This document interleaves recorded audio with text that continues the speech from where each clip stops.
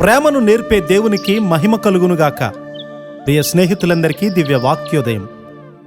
ఈనాటి పాఠ్యభాగము 1 యోహాను 4:7. మనము ఒకరినొకరు ప్రేమింతము, ఎలయనగా ప్రేమ దేవుని మూలముగా కలుగుచున్నది. దేవుడు నీలో నివసించడానికి నీవు అలవాటు పడితే నీ వ్యక్తిత్వమంతా కూడా మార్పు చెందుతుంది. ఒకప్పుడు అసాధ్యము అనుకునేవి ఇప్పుడు సాధ్యమవుతాయి. ప్రేమించలేని స్థితి నుండి నీవు ప్రేమించే స్థితికి వస్తావు. విశ్వాసముంచలేని స్థితి నుండి విశ్వాసముంచగల స్థితిలోనికి నీవు నడిపించబడతావు. దేవుని కుమారుని యందు నమ్మిక ఉంచడం వల్ల నీకు అపజయం అనేది కలుగదు.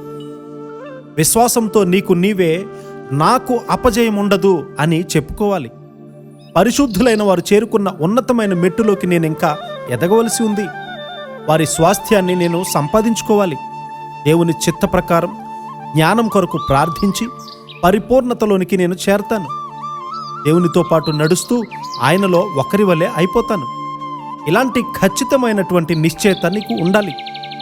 దేవుని ప్రేమతో నింపబడి ఆయన పరిశుద్ధతను అలంకరించుకుంటే నీకు క్రీస్తు వారి యొక్క పోలికలు కలుగుతాయి. నేను దేవుని చిత్తం కొరకు అలాంటి వాంఛనే కలిగి ఉన్నాను. ఆయన కృప వల్ల పరిపూర్ణమైనటువంటి సమాధానంతో నిండి ఉండడం వల్ల నన్ను పైకి లేవనెత్తి ఆయనే నడిపిస్తూ ఉన్నాడు.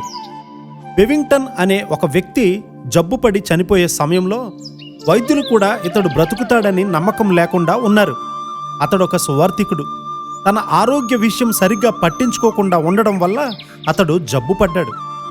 ఆ సమయంలో అతడు అందరినీ తన గది నుండి వెళ్ళవలసిందిగా కోరాడు.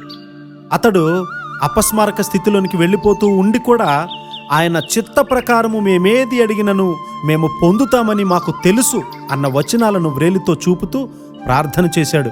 అంతే, అపస్మారక స్థితిలో ఉన్నటువంటి అతను తిరిగి అకస్మాత్తుగా స్మారకంలోనికి వచ్చి వెంటనే పరుపు మీద నుండి దూకాడు.